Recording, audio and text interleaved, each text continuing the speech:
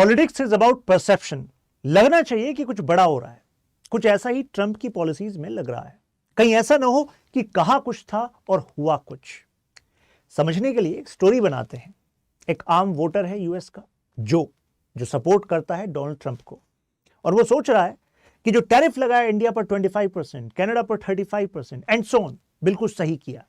ये वही देश है जो हमारी नौकरियां चुरा रहे थे, और ट्रंप जो है अब नौकरियां वापस लेकर आएंगे, मैन्युफैक्चरिंग की जॉब्स बढ़ेंगी, और ये लड़ाई जो है वो सच की लड़ाई है और ट्रंप का तो साथ देना ही चाहिए। फाइनली इनकी जो फैमिली लाइफ है वो बेटर हो जाएगी। लेकिन इस वीडियो में हम एनालाइज करेंगे बाय कोटिंग स्पेसिफिक डेटा, और कई डेटा तो ऐसे हैं जो खुद इनके ही थिंक टैंक्स ने बनाए हैं, और हर एक चीज ऐसी है, बिल्कुल लॉजिकल है। मतलब आपको कनेक्ट करके इस पूरी स्टोरी से सब कुछ पता लगने वाला है कि क्या चल रहा है अमेरिका में और क्यों ऐसा चल रहा है। मतलब यूएसए को आप डोमिनेंट इकोनॉमी मानते हैं, फिर ऐसी क्या इंटरनल वीकनेसेस हैं यूएसए में कि वो अभी तक की अपनी सारी डिप्लोमेसी के जो प्रिंसिपल्स थे सबको तार तार करके ऐसी पॉलिसी डिसीजंस ले रहा है। वर्ल्ड वॉर 2 के टाइम पर वर्ल्ड वॉर 2 का जिक्र करना जरूरी है, क्योंकि आज का जो वर्ल्ड ऑर्डर है उसको यूएस लेड वर्ल्ड ऑर्डर कहा गया था। अब नहीं कहा जा रहा है, अब तो कहा जा रहा है प्रॉब्लम का कारण यूएस है। उस समय सॉल्यूशन यूएसए ने प्रोवाइड किया था। वर्ल्ड वॉर 2 के बाद USA actually dominant economic position में आ गया था, जिसका कारण एक ज्योग्राफी भी था। वर्ल्ड वॉर 1 और वर्ल्ड वॉर 2 में लेट एंट्री किया था, तो कॉस्ट ऑफ वॉर भी कम थी, और मेजर भाई कहां हुई थी? यूरोप में। अब इनके रिकंस्ट्रक्शन के लिए पैसा दिया और कहा कि देखो डॉलर का इस्तेमाल करो, डॉलर की हेजेमनी हो गई, वर्चस्व हो गया। और वर्ल्ड वॉर 2 के बाद जब ये शिपिंग रेवोल्यूशन हुआ, टेक्नोलॉजी रेवोल्यूशन हुआ, तो इसके बाद जब यूएसए ने कहा कि देखो आईएमएफ, वर्ल्ड बैंक आसानी से व्यापार करने की शर्तें बनाएंगे, आसानी से पैसा मिलेगा। अब इस आसानी के चक्कर में जैसी शिपिंग रेवोल्यूशन हुआ, तो यूएसए की खुद का जो मैन्युफैक्चरिंग जॉब्स का परसेंटेज था वो 1960 में अगर बताऊं 25% था, और 2023 में घटकर 10.8% हो गया। आप कहेंगे ऐसा क्यों हुआ? अल्टीमेटली उसकी इकोनॉमी अगर दूसरी इकोनॉमी से कनेक्ट कर रही थी तो ज्यादा ऑर्डर्स आ रहे होंगे, ज्यादा मैन्युफैक्चरिंग हो रही होगी। कन्वेंशनल लॉजिक यही कह रहा है, लेकिन अंदर का डेटा कुछ और कह रहा है। क्यों? अरे ग्लोबल शिपिंग आसान हुई, और आपका जो टैरिफ के जो बैरियर्स थे, इंपोर्ट टैक्स के बैरियर्स थे या ट्रेड बैरियर्स थे, वो आसान हो गए। अब आसान हो गए तो इस चक्कर में कई सारी जो मैन्युफैक्चरिंग यूनिट्स थी अमेरिका की, वो भी शिप हो गई। मतलब अमेरिका के मैन्युफैक्चरर्स ने कहा कि जब भाई वहां से भी हम बनाकर सस्ते में यहां पर आसानी से ला सकते हैं, तो क्यों ना बाहर ही बनाएं। मैक्सिको में बना लेते हैं, दूसरे देशों में बना लेते हैं, और 1979 ऑनवर्ड, स्पेशली 1980s ऑनवर्ड, फिर तो चाइना में बना लेते हैं। तो यानी कि भाई इस टैरिफ के डिक्रीज होने से, ग्लोबलाइजेशन के पुश होने से कुछ सेक्टर्स तो हैं यूएसए के, उनको बम्प मिला, जैसे कि फाइनेंस, बैंकिंग। लेकिन जो तार तार हुए वो मैन्युफैक्चरिंग जॉब्स हुई। एक्चुअली सीधा सा रूल है भाई, आपको कॉम्पिटिटिव रहना होगा। अगर आप सस्ता नहीं बनाएंगे और अच्छा नहीं बनाएंगे तो जाहिर सी बात है दुनिया वहां पर बनाएगी या वहीं से लेगी जहां पर सस्ता है। तो यूएसए को अपनी मैन्युफैक्चरिंग कॉम्पिटिटिवनेस पर फोकस करने की जरूरत थी। सन 2000 से अगर मैं अभी तक का डेटा बताऊं तो करीब 50 लाख जॉब्स ऐसी हैं मैन्युफैक्चरिंग सेक्टर की जो चली गई हैं, लॉस हो गई हैं। अब इसके दो कारण, एक तो देखो ऑटोमेशन भी हो सकता है, भाई मशीन्स, रोबोट्स जो काम कर रहे हैं मैन्युफैक्चर का, तो भाई अब आपको लेबर की रिक्वायरमेंट कम होगी। लेकिन यहाँ पर ब्रुकिंग्स इंस्टीट्यूशन का कहना है कि नहीं, केवल ऑटोमेशन नहीं, इसमें बड़ा जो रीजन है वो ट्रेड है। यानी कि जो ट्रेड पॉलिसीज यूएसए ने सेट करी, जिससे कि डेवलपिंग नेशन से व्यापार करना आसान हो जाए। मतलब आप अगर हमें सामान बेचना चाहते हैं, चलो भाई टैरिफ बहुत कम रखेंगे, आप हमारे पर टैरिफ हाई रख लो। तो ये जो शर्तें थी, इन शर्तों का यूएसए को नुकसान हुआ, ऐसा इनका कहना है। अब भाई ट्रंप इसी बेसिस पर अपनी पॉलिसी बता रहे हैं। अब आप कहेंगे लेकिन यूएसए इतना शरीफ तो नहीं लगता सर, ऐसा करा क्यों? कारण ये है कि अगर हम टैरिफ लगा भी रहे हैं उनके प्रोडक्ट पर, तो यूएसए को पता है ना, इन डेवलपिंग नेशन की तो मैन्युफैक्चरिंग कैपेसिटी कम है। अल्टीमेटली इनको गुड्स कौन से खरीदना है? यूएसए के। सर्विसेज कौन से लेनी है? यूएसए के। तो यूएसए इतने स्केल पर बेचेगा कि प्रॉफिट ही प्रॉफिट होगा, ये रीजन थी। लेकिन इनका जो प्राइमरी सेक्टर है, फॉर एग्जांपल एग्रीकल्चर सेक्टर, उसको सीवियर हिट हुआ। यानी कि यूएसए इंपोर्ट करने लगा एग्रीकल्चर कमोडिटीज को, और यहां पर डेफिसिट देखिए कितना बड़ा है, $16.6 बिलियन। 2023 का डेटा ये बता रहा है। और इसका मतलब है कि आप इंपोर्ट डिपेंडेंट हो गए, तो अगर मैं कहूं क्या यूएस से एग्रीकल्चर सेक्टर की बात करें तो क्या वो सेल्फ सफिशिएंट है फूड में? आंसर इज नो, क्योंकि अपने फूड का एक बड़ा बड़ा पार्ट वो इंपोर्ट ही कर रहा है। तो वही फ्यूचर में अगर आज अपनी पोजीशन का इस्तेमाल करके वो दूसरों पर प्रेशर बना रहा है तो कहीं दूसरे इकट्ठे हो गए तो फ्यूचर में कहीं यूएसए पर प्रेशर ना बना दे। सर्विस फाइनेंस सेक्टर को बूस्ट मिला, लेकिन इसकी वॉलेटिलिटी यानी कि इसकी जो खामियां हैं, कमजोरियां हैं, वो 2008 में उजागर हो गई।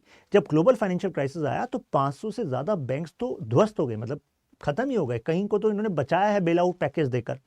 तो पता लग गया कि यार सर्विस सेक्टर जो है वो वॉलेटाइल है, मैन्युफैक्चरिंग बेस तुम्हारा श्रिंक हो गया और तुम्हारी इंपोर्ट डिपेंडेंट प्राइमरी सेक्टर हो गया, यानी कि एग्रीकल्चर सेक्टर हो गया। 3 मेजर प्रॉब्लम है जो ट्रंप ने आइडेंटिफाई करी।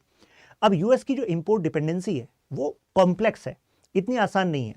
ट्रंप का कहना है कि अच्छे दिन ...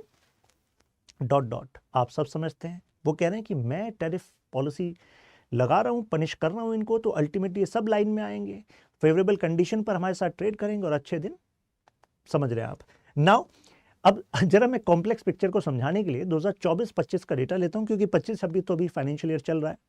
यूएस ने इंपोर्ट किया $4.1 trillion worth goods and services. सबसे ज्यादा देखिए कहां से करी? मैक्सिको, क्योंकि भाई मैक्सिको में मैन्युफैक्चरिंग चीप है, तो यूएस के इन्वेस्टर्स ने ही मैन्युफैक्चरिंग बेस अपना शिफ्ट किया हुआ है मैक्सिको में। सेकंड नंबर पे चाइना, $462.62 बिलियन। अच्छा, एक और बात है, कितनी सारी चाइनीज की कंपनी ने ज्वाइंट वेंचर किया हुआ है मैक्सिको के साथ कि चलो यार वहां पर हम कुछ शेयर रख लेंगे अपना, आप भी पैसा कमाओ, हम भी पैसा कमाएं।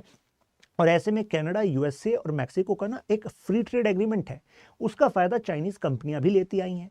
तो यूएसए इस बात पर भी नाराज रहा, अच्छा तुम बैकडोर में मतलब हमसे ही पैसा कमा रहे हो, हमारी मैन्युफैक्चरिंग जॉब जा रही है, ये भी नाराजगी है। कनाडा थर्ड नंबर पर $421.21 बिलियन। जर्मनी और जापान भी हैं। इंडिया $91.23 बिलियन, इतना वर्थ उसने हमसे इंपोर्ट किया है, साउथ कोरिया, ताइवान से भी। लेकिन मुद्दा ये है कि जो ट्रंप बता रहे हैं कि मैं टैरिफ लगाकर इन कंट्रीज को पनिश कर रहा हूं, कि वाकई कंट्रीज को पनिश कर रहे हैं? जरा देखना, चाइना से क्या लेते हैं? इलेक्ट्रॉनिक सामान लेते हैं, हाउस होल्ड गुड्स लेते हैं। मैक्सिको से इंपोर्ट करते हैं passenger cars, automobile part. Canada से लेते हैं एनर्जी प्रोडक्ट्स। इंडिया से फार्मास्यूटिकल। अब इंटरेस्टिंग बात यह है, डेटा बता रहा है कि जितने भी टोटल यूएसए में प्रेस्क्रिप्शन बेस्ड मेडिसिन बिके लास्ट ईयर, उसमें से 40% वो हैं जो इंडिया से एक्सपोर्ट हुए हैं, और इनसे लगभग यूएसए के हेल्थ केयर सेक्टर ने $220 बिलियन बचाया है। क्योंकि भाई हम जेनरिक मेडिसिन दे रहे हैं ना, नॉन पेटेंटेड मेडिसिन जिनका पेटेंट एक्सपायर हो गया है, तो भाई हम कॉस्ट इफेक्टिव उन्हें हेल्थ केयर सोल्यूशन दे रहे हैं। और अगर इन्होंने 25% टैरिफ प्लस पेनल्टी लगाया है और अभी रिपोर्ट आई है, उनका कहना है कि मैं फर्दर बढ़ाऊंगा, तो भाई साहब आप अगर यहां से फार्मास्यूटिकल जाएगा महंगा, मतलब आप उस पर टैरिफ लगाएंगे, तो अल्टीमेट बर्डन आपके कंज्यूमर पर होगा। क्योंकि इंपोर्ट टैक्स देता कौन है? इंपोर्टर देता है। तो जो भी आपके यहाँ इंपोर्ट कर रहा है वो इंडिया के जो मेडिसिन हैं उसको महंगी खरीदेगा। तो जो बेचारा बीमार आदमी यूएस में जा रहा है खरीदने इंडिया की मेडिसिन, वो और महंगी खरीदेगा। अब ये बता दो, जेनरिक मेडिसिन में और जो आपकी कंपनी की मेडिसिन हैं, वो कंपनी की मेडिसिन जिनका पास पेटेंट है, ये बताइए, आप खुद ही बताइए, जो लोग इस वीडियो को देख रहे हैं, ह्यूज गैप है कि नहीं प्राइस में? अरे ह्यूज गैप है। जैसे कि आप इकोस्प्रिन जैसे एक मेडिसिन है, आप लेंगे, हो सकता है 200 प्लस का आपको टैबलेट मिले, मतलब जो स्ट्रिप मिले, और वो आप अगर जेनरिक में ले लेंगे तो हो सकता है 18 रुपए मिल जाए। इतना गैप है। तो कहने का मतलब है भाई, हमारा फार्मास्यूटिकल अगर प्रोडक्ट महंगा हुआ तो भी कोई चॉइस नहीं है, जिसको जेनरिक लेना है, सस्ता लेना है, वो वही लेगा, क्योंकि price difference is so high. तो आपको नहीं लगता कि कुछ ट्रंप साहब को गालियां मिलने वाली हैं हेल्थ सेक्टर से? और भी कारण है, अभी आगे आगे देखिए होता है क्या। साउथ कोरिया, ताइवान से सेमीकंडक्टर्स 40%, ये जो मैं आपको बताया अभी 220 बिलियन। नाउ फोन और टीवीज ये कहां से आ रहे हैं? ताइवान से, साउथ कोरिया से, चाइना से। तो अल्टीमेटली पूरा जो सप्लाई चेन है यूएसए का, वो तो कनेक्टेड इन्हीं देशों के साथ है। इन पर टैरिफ लगाएंगे तो अपने ही घर में जो सामान आ रहा है अमेरिकन कंज्यूमर्स के, वो महंगा आएगा। अब इन्होंने कहा जैसे कि अब मेड इन अमेरिका बनाएंगे। क्या वाकई मेक अमेरिका ग्रेट अगेन होने वाला है? जैसे फोर्ड का एक मॉडल है F-150, तो अब वो मान लीजिए बनने लग रहा है वहां पर, लेकिन इसको बनाने के लिए क्या चाहिए आपको? एल्यूमिनियम चाहिए, वो आप कनाडा से ले रहे हैं, उस पर आपने टैरिफ लगा दिया, तो भाई साहब वो तो महंगी हो गई एल्यूमिनियम। फिर आपने कहा कि नहीं नहीं हम घर में बनाएंगे, लेकिन सर्किट बोर्ड जो आएगा वो ताइवान से आएगा, उस पर आपने टैरिफ लगाया, वो महंगा हो गया। तो मुझे बताइए कि जो इंपोर्ट कर रहा है कर कौन रहा है? ये तो आपकी कंपनी फोर्ड कर रही है इंपोर्ट, और उसके लिए इंपोर्ट महंगा हो रहा है। तो एक तरीके से आपने अपनी ही कंपनी पर आर्थिक बोझ डाल दिया, अपने ही कंज्यूमर के लिए। अब आपने फोर्ड 150 जो घर में बनाना चाह रहे थे वो महंगी कर दिया आपने। और ये बात, ये जो एनालिसिस है, ये एनालिसिस खुद रिपब्लिकन सेनेटर दे रहे हैं। अगर मैं डेमोक्रेट का एग्जांपल दूं तो डेमोक्रेट तो कहेंगे आपकी यार वो तो पॉलिटिशियन है अपोजिट पार्टी के, तो क्रिटिसाइज करेंगे। अरे रिपब्लिकन कह रहे हैं, रिपब्लिकन का कहना है कि टैरिफ जो है वो एक तरीके से आपके घर के लोगों पर टैक्स है और कुछ नहीं है टैरिफ। ये क्या पनिश कर रहे हो आप? क्योंकि अल्टीमेटली इतनी ज्यादा डीपली इंटरलिंक्ड है हमारी इकोनॉमीज कि वो सामान अभी वहीं से ही आएगा, उसके अलावा कोई अल्टरनेटिव है नहीं ना। फाइनल प्रोडक्ट का इंपैक्ट तो कंज्यूमर पे ही पड़ेगा। और इस बात को रियलाइज अब ग्रेजुअली अमेरिकन कंज्यूमर्स करेंगे, और जिसकी वजह से एक पॉलिटिकल टर्मोइल यूएसए में होना है। और फिर क्या होगा वो भी आगे बताऊंगा। अप्रैल्स देखिए, जैसे इनके सर्वे का कहना है करीब 38% कपड़े महंगे हो गए हैं यूएसए में। अभी की बात चल रही है ये। आईएमएफ का खुद का कहना है कि ट्रंप तुम गलत कर रहे हो, ये जो प्रोटेक्शनिस्ट मेजर्स आप ले रहे हो ये डिस्ट्रॉय कर देंगे प्रोस्पेरिटी को, वर्ल्ड इकोनॉमी की, ये रिसेशन की तरफ लेकर जाएंगे दुनिया को। और इसी वजह से आपने देखा होगा इंडियन पीएम का जो लास्ट बयान आया था उसमें उन्होंने कहा था कि आर्थिक संकट जो है we can expect, and that is why we need to focus on self reliance. आत्मनिर्भरता पर फोकस करना पड़ेगा आने वाले दिनों में। पता नहीं कि ट्रंप कब तक ये जंग को जारी रखेंगे। और ये जो council of leather exports in India, इनका तो कहना है कि देखो जी, लेबर इंटेंसिव सेक्टर जैसे कि लेदर, उसमें यूएस जो है कंपीट कर नहीं सकता। आप हम पर इंपोर्ट टैरिफ लगाएं, क्या किस लिए लगा रहे हैं? कि आप लेदर प्रोडक्ट्स खुद बना लेंगे? बना के देखिए, उसमें मैन्युफैक्चरिंग आप कॉस्ट इफेक्टिव कर सकते हैं क्या? अगर आपने वहां पर लेदर प्रोडक्ट्स बनाने की कोशिश भी करी तो इतने महंगे होंगे कि अमेरिकन जो कस्टमर है वो कोई ना कोई तरीका ढूंढेगा, प्रेशर बनाएगा कि इंडिया से ही लिया जाए। नाउ सोशल स्पेंडिंग, अब देखिए किसी भी देश की प्रायोरिटी क्या है वो इस बात से पता लगती है कि तुम बजट में क्या चीज बढ़ा रहे हो, क्या चीज घटा रहे हो, और वहीं से कनेक्ट होता है तुम्हारा फ्यूचर क्या होगा। जरा इनके बजट में देखिए, इन्होंने जो नॉन डिफेंस डिस्क्रिशनरी स्पेंडिंग है उसको डिक्रीज किया है। आसान भाषा में भाई साहब, डिफेंस और होमलैंड सिक्योरिटी उसके बजट पर तो ध्यान दिया है, लेकिन हेल्थ के बजट को घटाया है। मतलब इनका department of health and human service का जो बजट है 26% घटा दिया। मतलब क्या? मतलब अमेरिकन पब्लिक के लिए हेल्थ जो है वो प्रायोरिटी नहीं है क्या? सीडीसी ये वो एजेंसी है जिसमें तो बजट आपको बढ़ाना चाहिए था, स्पेशली आफ्टर पेंडेमिक, जिससे कि फ्यूचर की जो डिजीज हैं वो अमेरिकन लोगों तक ना पहुंचे और दुनिया को भी फायदा हो अगर ये कुछ बेटर रिसर्च कर रहे हैं। लेकिन 44% घटा दिया है। और इसका मतलब पता है क्या है? $9.2 बिलियन से इसका बजट घटाकर $5.2 बिलियन कर दिया है। नेशनल इंस्टीट्यूट ऑफ हेल्थ, इसका बजट 40% घटा दिया। और इसका इंपैक्ट समझ रहे हैं कि जो आपको पैरामेडिक्स, नर्सेस, ये स्टाफ चाहिए होता है, मतलब जो फाउंडेशन होता है किसी भी देश के हेल्थ सिस्टम की, अब उनकी ट्रेनिंग पर होने वाला खर्च जो है कम हो गया। तो अल्टीमेटली फ्यूचर, मतलब ट्रंप तो निकल जाएंगे तब तक, लेकिन फ्यूचर जो है वहां पर हेल्थ पे एक सीवियर चैलेंज आने वाला है यूएसए में। माइग्रेशन पॉलिसी, अब इनका कहना था कि अल्टीमेटली हम मास रेड्स करेंगे, इमिग्रेंट्स को भगाएंगे, लेकिन जरा इस पे भी एक रियलिटी चेक कर लेते हैं। हाँ, किसी भी देश का सोवरेनिटी है भाई, हक है कि भाई इलीगल इमिग्रेशन को आप काउंटर करें, लेकिन आप ये देखिए इनके यहाँ शॉर्टेज है लगभग 5 लाख वर्कर्स की, अगर हम कंस्ट्रक्शन की बात करें स्पेसिफिक सेक्टर्स में। और कंस्ट्रक्शन में अगर टोटल वर्कर्स की बात करें तो 4 में से 1 वर्कर इमिग्रेंट है। कैलिफोर्निया, टेक्सास में ये नंबर करीब 40% है। तो यानी कि यहां पर कंस्ट्रक्शन में काम करने वाले वर्कर्स में 40% तो इमिग्रेंट ही हैं।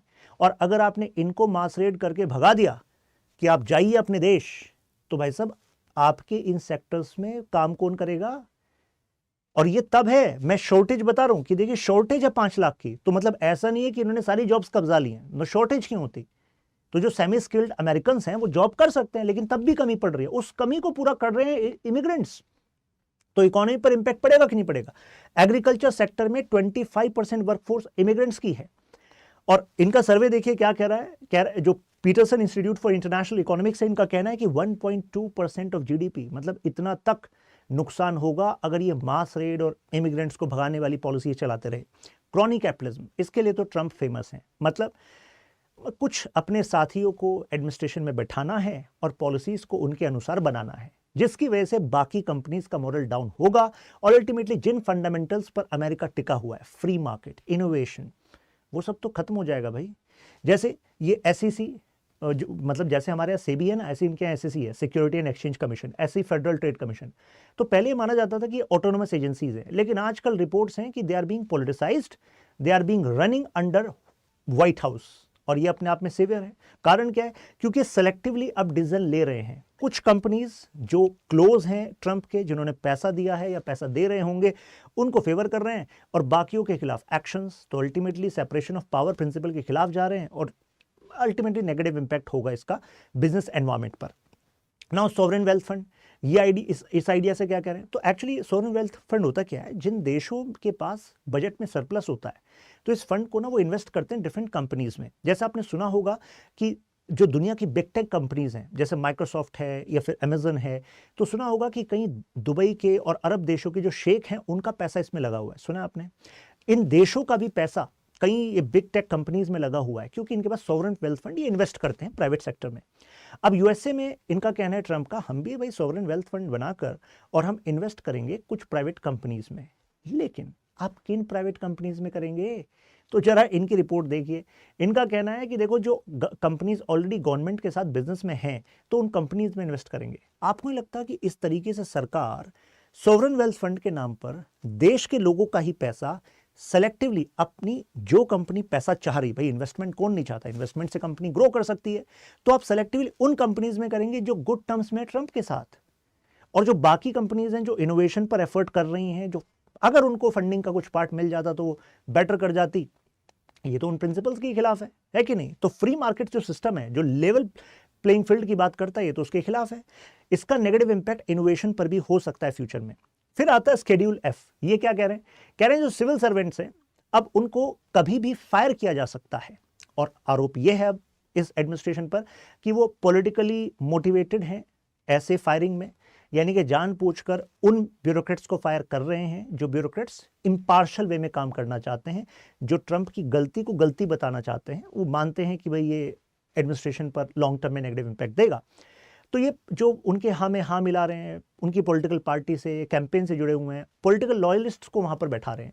और अगर ऐसा बैठाते हैं तो इससे पहले भी यूएस में ये हो चुका है। मैं बात करूं 1800s की, तो उस समय पर अलग से लॉ लाया गया था, पेंडल्टन एक्ट 1883, और इस सिस्टम को एंड किया गया था कि भाई पॉलिटिकल लॉयलिस्ट को आप एडमिनिस्ट्रेशन में मत बैठाओ, एडमिनिस्ट्रेशन में वेल ट्रेन्ड ऑफिसर्स होने चाहिए। जैसे कि आप समझ लो, आप UPSC civil service exam clear करते हो, फिर जाकर आप आईएएस बनते हो, आईपीएस बनते हो, आईआरएस एटसेट्रा। अब वन फाइन डे आपको पता लगता है कि अब आपकी टॉप पोजीशंस पर, आपको तो कभी भी टाटा बाय बाय कर देंगे, और टॉप पोजीशंस पर किसी कैंपेन मैनेजर को ले आए हैं जो उस पॉलिटिकल पार्टी का है। भाई साहब, उस कैंपेन मैनेजर को हो सकता है कि पॉलिटिकल कैंपेन करना अच्छा आता हो, नारे बनाना, खर्चा करना, ये सब आता हो, लेकिन जिला चलाना थोड़ा ना आ जाएगा। उसके लिए एक्सपीरियंस चाहिए, वो सीजन ट्रेनिंग चाहिए, वो चैलेंजेस चाहिए जो उसने, उस एडमिनिस्ट्रेटर ने अपनी सर्विस में झेले, उसको पता है कैसे सॉल्यूशन निकालना है। तो इनका नो हाउ पॉलिटिकल लॉयलिस्ट को कैसे हो जाएगा एकदम से? तो इसी वजह से ये एक्ट उस समय प्रोटेक्शन के लिए लाया गया था, लेकिन इस समय तो इस एक्ट को ही सरपास कर रहे हैं डोनाल्ड ट्रंप।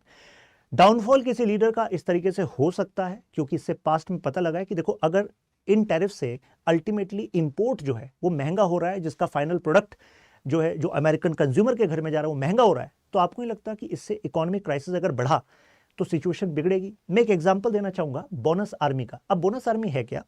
ये एक्चुअली वेटरन्स थे जो वर्ल्ड वॉर 1 में लड़े थे। उनको वादा किया गया था कि आपको ना अलग से हम बोनस देंगे, क्योंकि आपने वर्ल्ड वॉर 1 में लड़ा है। इनको कहा गया कि आपको ना एक्चुअली 1945 में देंगे जाकर। इन्होंने कहा कि भाई 1932 में इन्होंने कहा हमारे हालात अभी खराब है, हमें अब चाहिए पैसा, आप हमें दो। तो ये सब इकट्ठे होकर वॉशिंगटन डीसी चले गए, कैपिटल चले गए। अब थोड़ा अगर इंटरलिंक आप कहीं करने लग जाएं तो वो कोइंसिडेंटल होगा, ठीक है? मतलब इन्होंने कैपिटल को घेर लिया और बैठ गए। फिर इनके समझ में आया कि यार, मतलब हमें तो हल्के में ले रहे हैं, मान ही नहीं रहे हैं।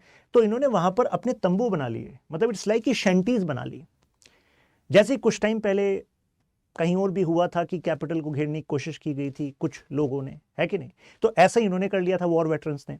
अब उस समय के जो प्रेसिडेंट थे हूवर, उन्होंने जनरल को कहा कि इन पे एक्शन लो, क्योंकि 43,000 लोग इकट्ठे हो गए थे वॉशिंगटन डीसी के आसपास।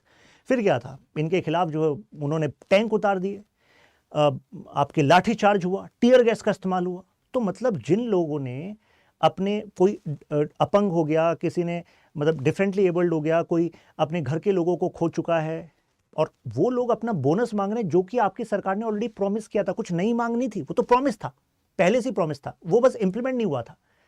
तो इन्होंने भाई उन पे हाथापाई करना स्टार्ट कर दिया, मारना पीटना, टैंक चला दिया वो जो जगह थी सब जगह आग लगा दी। उसके बाद जो है पब्लिक में एक ऐसा रेज आया, क्योंकि पब्लिक भी उस इकोनॉमिक टर्मोइल से ग्रस्त थी, तो पब्लिक को लगा कि जो भी अपनी आवाज उठाएगा ये हाल करेंगे उसका। उसके बाद क्या था, मतलब फाइनली इलेक्शन हुए, फ्रैंकलिन डी रूजवेल्ट वो नए राष्ट्रपति बने, तो एक ब्रेकिंग पॉइंट था। तो यानी कि कई बार पॉलिटिशियंस के साथ ऐसा होता है, अगर आप शॉर्ट साइटेडनेस में आप एक्शंस लेते हैं, लॉन्ग आप नहीं देखते कि गोल क्या है और क्या नेगेटिव इंपैक्ट हो रहा है, तो नेगेटिव इंपैक्ट पड़ता है। खैर, ये देखिए पॉलिटिशियंस इन्हीं के कह रहे हैं कि hit American in their wallets, सीधा टैरिफ से इन्हीं को नुकसान होगा, इकोनॉमिकली शॉर्ट साइटेडनेस है ये रिपब्लिकन देखिए क्या कह रहे हैं कि टैरिफ क्या है, ये तो टैक्सेस हैं, इन्हीं के खुद ट्रंप की पार्टी के लोग कह रहे हैं। जियोपॉलिटिकल फॉलआउट तो समझ लीजिए कोर है जो हो रहा है, हो ही रहा है। कहने का मतलब ये है, अगर सोचिए जर्मनी जो नेटो का मेंबर है वो कह रहा है we can not rely on USA's goodwill now. France कह रहा है we should stop toeing the policy of USA. कहने का मतलब है कि जो आपके नेटो के पार्टनर है वही कह रहे हैं कि यूएसए के हिसाब से अब नहीं चलना होगा, अपनी सिक्योरिटी पॉलिसी खुद बनाएंगे यूरोप की। डी डॉलराइजेशन का ट्रेंड तो ऑलरेडी चल ही रहा है, जैसे कि आप जानते हैं currency swap agreements, rouble and रूपी में ट्रेड, यूएई के साथ भी हम रूपी में ट्रेड कर रहे हैं ऑयल के लिए। और क्यों ऐसा हो रहा है, क्योंकि पता लग गया है कि डॉलर को वेपन की तरह इस्तेमाल कर रहे हैं। जैसे रशिया के 300 billion dollar plus Russian assets को फ्रीज कर दिया यूएसए ने अपने आप यूनिलैटरली। ईरान के एसेट्स को ही ऐसे फ्रीज कर दिया। ईरान में लोग परेशान हैं, गरीबी, भुखमरी, इन्फ्लेशन, लेकिन ईरान के जो एसेट्स, ईरान ने सोचा था अरे भाई ये इंटरनेशनल सिस्टम जो है रूल्स पे चलता है, हमने इन्वेस्ट किया हुआ है, यूएसए में पैसे रखे हुए हैं, इन्होंने भी डॉलर्स में पैसे रखे हुए हैं, इन्होंने फ्रीज कर दिए उन बैंक्स को जिन बैंक्स पर इनका प्रभुत्व है। तो अल्टीमेटली पता लग गया कि भाई इसका तो सॉल्यूशन ढूंढना पड़ेगा। ब्रिक्स कंट्रीज ने ऑलरेडी डी डॉलराइजेशन की आवाज उठानी स्टार्ट कर ही दी है। इस बार ब्रिक्स करेंसी की बात की गई थी, बट इंडिया उसके फेवर में नहीं था, क्योंकि चाइना उसका ज्यादा एडवांटेज ले सकता है। बट द पॉइंट इज, यहां पर यूएसए की जो हेजेमनी है डॉलर बेस्ड, उसको तो चैलेंज मिल ही रहा है, राइट। यूएई, ब्रिक्स, सऊदी, सोचिए सऊदी तो मिडिल ईस्ट में पिलर ऑफ यूएसए है, लेकिन अगर वो भी डॉलर के अलावा दूसरे करेंसीज में ट्रेड कर रहा है, जैसे चाइना के साथ युआन में ट्रेड कर रहा है, तो इसका मतलब है कि भाई जो तुम्हारे पिलर्स थे ना, अब वो तुम्हारे पिलर रहे नहीं, और बिना पिलर के कोई इमारत टिक नहीं पाती। यही है कंक्लूजन।